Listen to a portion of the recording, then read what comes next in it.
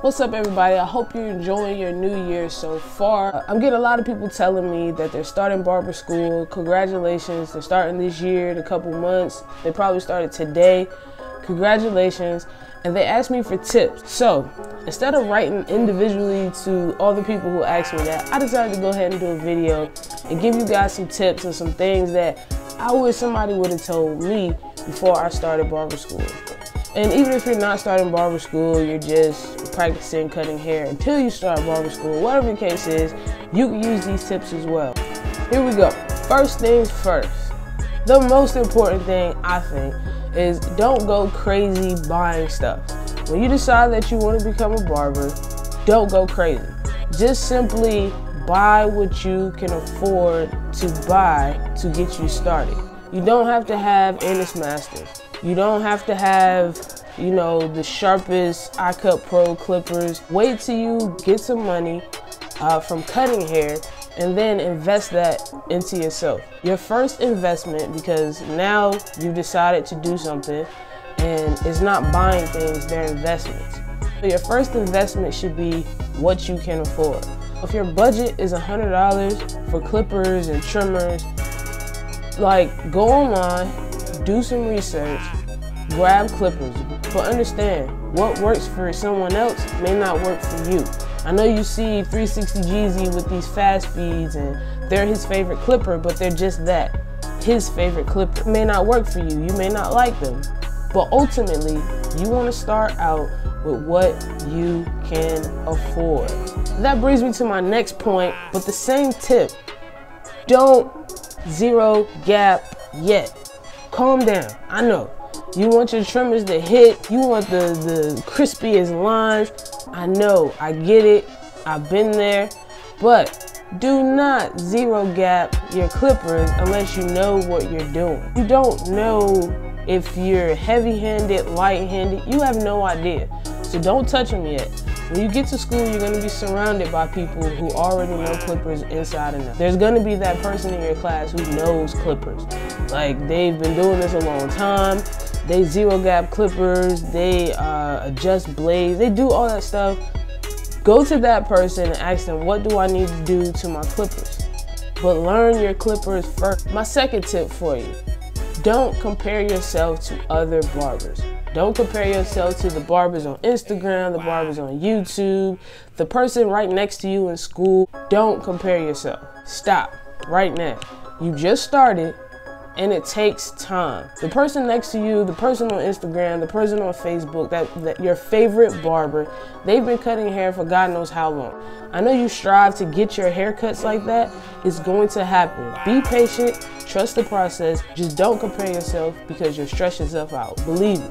I know when you do that haircut, you're like, man, why is my fade not coming out as blurry as, I don't know, the great barber? Take your time, trust the process. You're gonna get better if you put the work in. You gotta put the work in to get better, but you're gonna get better. Just don't compare yourself, all right? Believe me, I did it. It stressed me out. Don't compare yourself. You're gonna get better. My third tip for you, true story. I was probably 6 months into barber school, right? Maybe less than that. I cut this guy's hair, the most popular haircut out right now. Fade on the side, messy top, curl sponge on top. I've seen this haircut a million times on YouTube. I took a picture of it and it was a Friday and I went back to the picture and I was like, yo, this is awful. What the heck? He let me do this to him? I could have did so much better. All day Saturday, I'm like, what did I do? What did I do wrong here? I stopped watching YouTube. Don't stop watching YouTube. That Sunday, all day Sunday, and this is a true story, I watched YouTube videos all Sunday and I was hyped, I was inspired, I was pumped, and I was ready for Monday. YouTube is probably one of the reasons why you decided to really become a barber in the first place. So don't forget your roots. Keep watching YouTube, all right? My fourth tip for you, find a mentor. I didn't understand the importance of mentorship until I needed a mentor. Mentor is usually someone who you can learn from, you can bounce ideas off from. You guys can talk hours and it doesn't have to just be about barber. It could be about business, it could be about life. This person is a guide. Understand that this person doesn't have to be older than you. I have quite a few mentors actually. I decided when I started barber school, I was gonna surround myself with people who knew 100 times more than I did. Tip 5, kind of goes with the last tip, but go to barbershops. One thing that I challenge you to do, when you get into barber school, you're in there for, I say, about 100 hours. Go back to the barbershop that you used to go to. I guarantee you, now that you're in the mindset of being a barber, you're gonna see a lot of things that didn't really dawn on you while you were sitting there as a client. You're gonna see a whole lot of what not to do. You're gonna go to barbershops, you're gonna see unsanitary practices, dirty stations, you're gonna see people who cut hair for like 3 or 4 clients and never spray any clipper side or cool care, or their barberside jars are non-existent. Bathrooms are dirty. You're gonna see some crazy stuff out there. And you're also gonna see what to do. Stand beside someone, stand behind the best person in the shop. That person that you decide is the best person, stand beside them. Ask questions, ask meaningful questions, ask why. I asked why so much and I'm still asking why. Why do you turn your clipper this way? Why do you use a comb versus a brush? Why? Keep asking why, don't be afraid to ask why. Be annoying without being annoying. Next tip goes with your promotion and your marketing.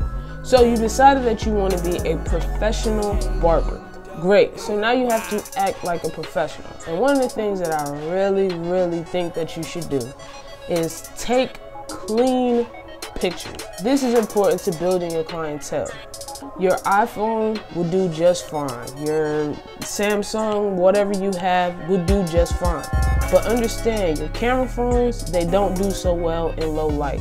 I am a photographer on the side. I love photography. It's more like a hobby to me now. And one of the things that I learned from being a photographer is pay attention to your surroundings. If you're doing house calls and you take a picture, be aware of what's around you. When you hold the phone up to take a picture, look in the background. Is there like a dirty diaper in the background? Are there beer bottles in the background? Is there weed on the counter? I don't know what's going on in the picture. If you have to tell your client, hey, stand up, stand against this wall, let me take a picture, there's nothing wrong with that. But taking a picture, you know, in the kitchen with dirty dishes in the background, you know, there's a baby running by, there's like people in the background, you know, doing crazy stuff. Don't do it. Turns people off from wanting to be a client of yours. Maybe you have to tell your client to go outside and you take a picture of their haircut outside. But make sure that you pay attention to what's going on around you. The last tip for this video is change your language. Alright, so I'm not talking about profanity. Well, kinda. Again, you want to be a professional. So when you post on Facebook, Instagram, Snapchat, whatever, that you would like people to come and receive a service from you. And we all do it. I've probably done it too. We say, who need a haircut? Hit me up. This change the words just a little bit. Hey, if you would like to get a haircut, here's my phone number to make an appointment. Or you could post something clever, a funny haircut picture or something like that. I would stop saying hit me up. Because if a lawyer or a doctor approached you, let's say a dentist approached you and he said, hey man, if you need one of those teeth pulled, hit me up. You'd be like, what? What? People see you as a professional, right? Don't give people a reason to say, man, I ain't messing with that dude or that girl. No. What? She already cutting in the bathroom with a dirty shower curtain. Is she talking about hit me up for a haircut? No. That's one thing I learned that attracts people is the way you talk. Alright, that's my last tip for this video. I hope these things will help you out. I have another video, part 2, which, man, I have a long list of tips. Like I said, I wish somebody would have laid this stuff out for me early on because these are things that would have helped me. Thank you guys for watching. I really appreciate it. Make sure you follow me on Instagram at AddictedToFresh1. You can also find me on Facebook. I'll leave a link in the description. Continue to write me. For those of you who have decided to jump and go to barber school this year, congratulations. I'm proud of you. I know you're very proud of yourself. Grind, grind, grind, grind. You got this, all right? All right, until later on this week, part 2 coming. Peace.